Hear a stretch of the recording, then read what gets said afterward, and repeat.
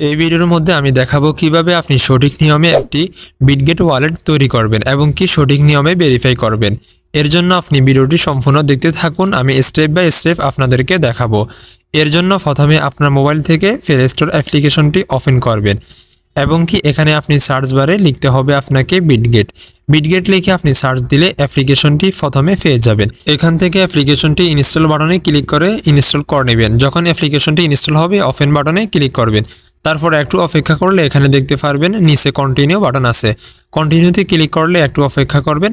এখানে আপনার সামনে শো করবে অ্যালাউ করে দিবেন। তারপর এখানে আপনি গেট স্টার্ট দেখতে পারবেন। এখানে ক্লিক করলে এখানে আপনাকে ইমেল এবং পাসওয়ার্ড চাইবে, 8 ডিজিটের একটা পাসওয়ার্ড দিবেন।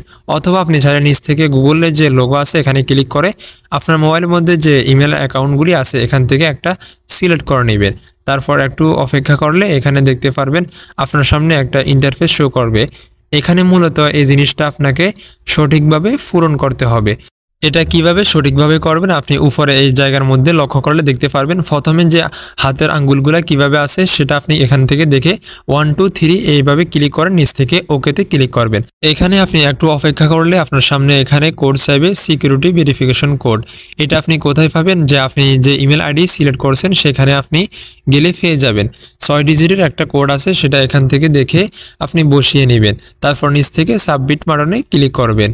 এখন আপনি দেখতে পারবেন এখানে ফিঙ্গার দিতে বলতেছে। যদি ফিঙ্গার সিলেক্ট করতে চান তাহলে এনাবলে ক্লিক করবেন, না চাইলে নিচ থেকে অপশানে ক্লিক করবেন।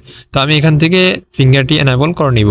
ওকে, এখন আমাদের আরেকটা কাজ বাকি আছে, সেটা হলো ভেরিফাই। এখান থেকে ভেরিফাই বাটনে ক্লিক করবেন। ভেরিফাইতে ক্লিক করলে আপনার সামনে এরকম একটা ইন্টারফেস আসবে। এখান থেকে আপনার যে কান্ট্রি আছে সেটা সিলেক্ট করে নেবেন। আমি এখন বর্তমানে সৌদি আরবে আছি, তাই এখান থেকে আমি সৌদি আরবটা সিলেক্ট করে নিব। আপনি উপরে এবং কি নিচে দোনো জায়গায় এখান থেকে আপনার কান্ট্রি সিলেক্ট করে নেবেন। এরপর নিচে আপনি দেখতে পারবেন এখানে আইডি টাইপ। এখানে আপনি আইডি টাইপ কি দিবেন, আপনার যে আইডি কার্ড আছে অথবা পাসপোর্ট আছে বা ড্রাইভিং লাইসেন্স যেটা আছে, আপনি যেটা সাবমিট করে এখানে কাজটি সম্পূর্ণ করতে চান আপনি একটা সিলেক্ট করে নেবেন।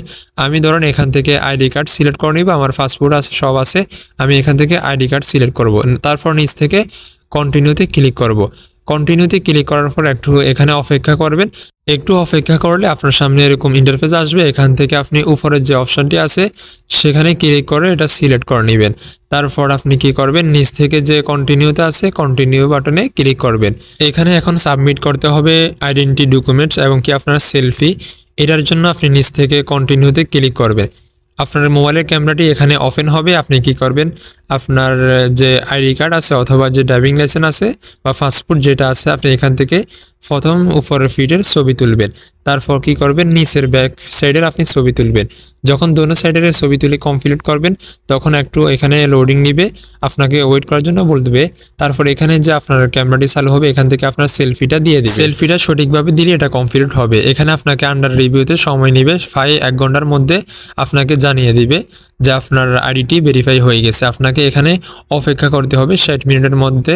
আপনাকে একটা ইমেলের মাধ্যমে পাঠিয়ে দিবে যে আপনার আইডিটি ভেরিফাই হয়ে গেছে। এরপর যদি আপনাদের কোনো সমস্যা হয়ে থাকে অবশ্যই আমাদের সাথে টেলিগ্রামে যোগাযোগ করতে পারেন। টেলিগ্রামের লিঙ্ক ভিডিও ডিসক্রিপশনে আছে।